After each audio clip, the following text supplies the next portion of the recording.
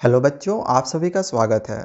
कल सीबीएसई ने एक नोटिफिकेशन निकाला हुआ है। इस नोटिफिकेशन में कई सारी ऐसी इम्पॉर्टेंट जानकारी है जो कि आप सभी स्टूडेंट्स के लिए जानना वो काफ़ी ज़्यादा महत्वपूर्ण है।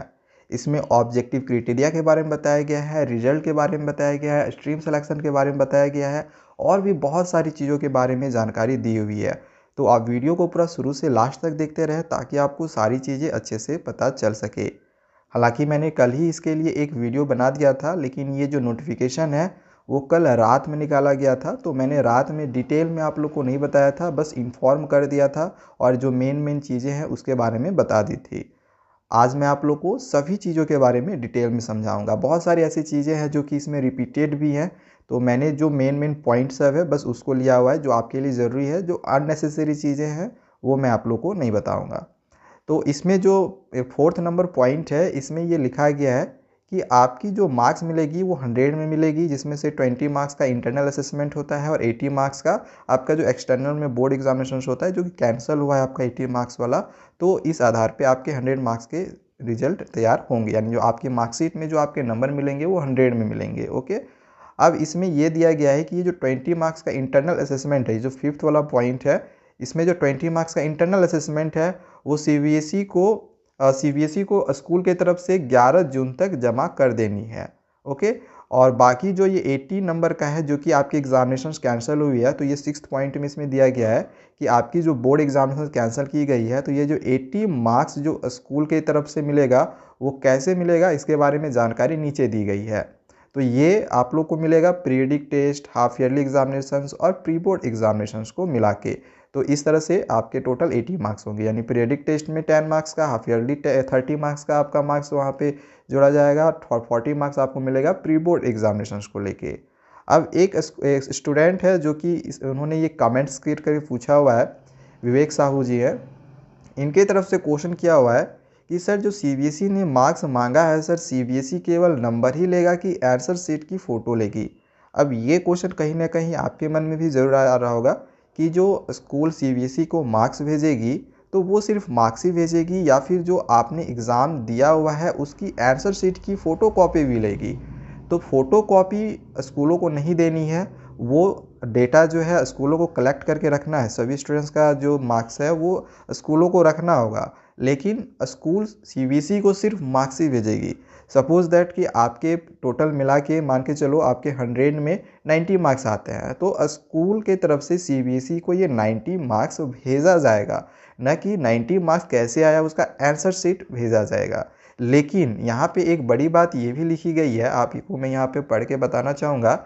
इसमें ये लिखा गया है कि all the schools will seal the records of the students along with the rational document under the signature of the members of the committee. अब इसमें ये बात भी लिख दी गई है, भले ही आंसर शीट का फ़ोटो कॉपी अपलोड नहीं करना है, लेकिन जो रिकॉर्ड्स है वो स्कूलों को रखना है। सिग्नेचर करके जो कमेटी के मेंबर्स होंगे उन सभी कमेटी के मेंबर्स के द्वारा सिग्नेचर करके रखने होंगे।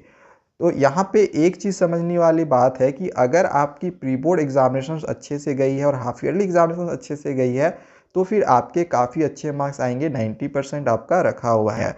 अब इसमें और भी बहुत सारी ऐसी इंपॉर्टेंट चीज़ें हैं जो कि मैं आप लोग को बताना चाहूँगा। अब देखो वहाँ पे वही चीज़ फिर से वेरिफिकेशन ऑफ रिकॉर्ड्स के बारे में बताया गया है।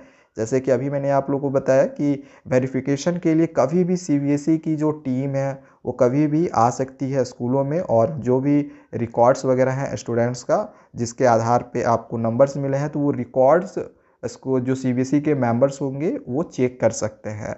ठीक है, तो ये यहाँ पे लिखा हुआ है। तो आपकी जो आंसर शीट है वो आपके लिए काफ़ी ज़्यादा महत्वपूर्ण होगी, जो भी आपने एग्जामिनेशन दिया हुआ होगा। ओके।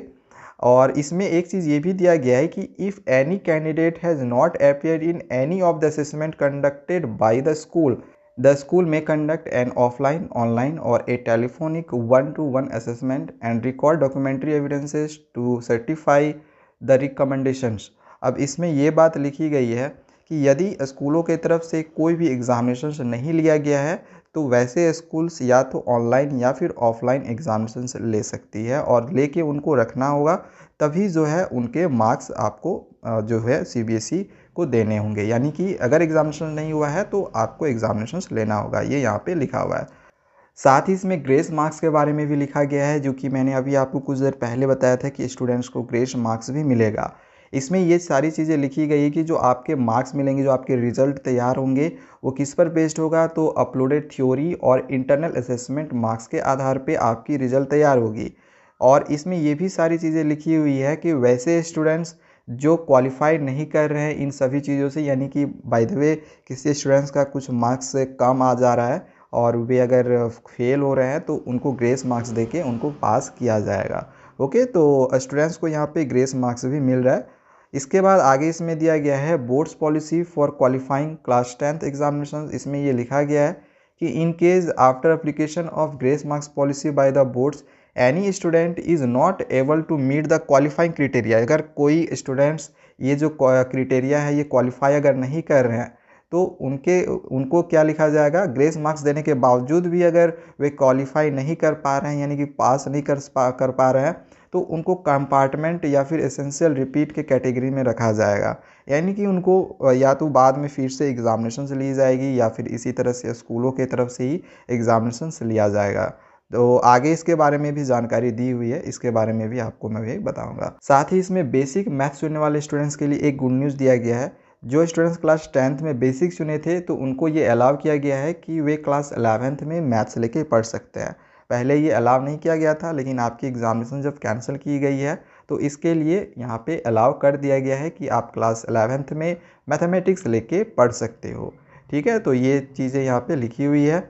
इसके बाद इसमें यह भी दिया गया है कि इसके लिए जो भी सारी चीज़ें अभी बताई गई है, जो भी नोटिफिकेशन निकाला गया है, तो इन सभी चीज़ों के बारे में जो जानकारी है वो आपको शिक्षा मंत्री जो डॉक्टर रमेश पोखरियाल निशंक जी है, वो एक वेबिनार करके भी आप लोग को जानकारी देंगे और वो जल्द ही इसके लिए आप लोग को बताएंगे। ओके, तो जो शिक्षा मंत्री है उनके तरफ से वेबिनार भी किया जाएगा। ये सारी चीज़ें जो है स्टूडेंट्स की तरफ से जो क्वेश्चंस जो पूछा जा रहा था, वो फ़िलहाल वेबसाइट में अपलोड कर दिया गया है और बाकी जो भी और भी चीज़ें हैं, तो वो शिक्षा मंत्री आप लोग को जल्द ही एक वेबिनार के थ्रू आप लोग को देंगे। ओके, और यहाँ पे अगर हम स्ट्रीम सिलेक्शन का बात करेंगे, तो इस बार जैसे कि आप लोग को पता ही है कि जो नेशनल एजुकेशन पॉलिसी है वो इसी बार से लागू हो रही है। इसमें ये स्कूलों को बोला जा रहा है कि आपको स्ट्रीम सिलेक्शन नहीं करना है, आपको जो भी मन हो, जो भी सब्जेक्ट हो, वो सब्जेक्ट आप चूज़ कर सकते हो। इसमें ये लिखा गया है कि as per the scheme of studies of the board, students are allowed to offer any combination of subjects without any streaming। बहुत बड़ी बात ये लिखी गई है कि बिना किसी स्ट्रीम को आप चूज़ करते हुए आप कोई भी सब्जेक्ट के कॉम्बिनेशन को चूज़ कर सकते हो। Hence school should also follow the same, और स्कूलों को भी ये फॉलो करने के लिए बोला गया है।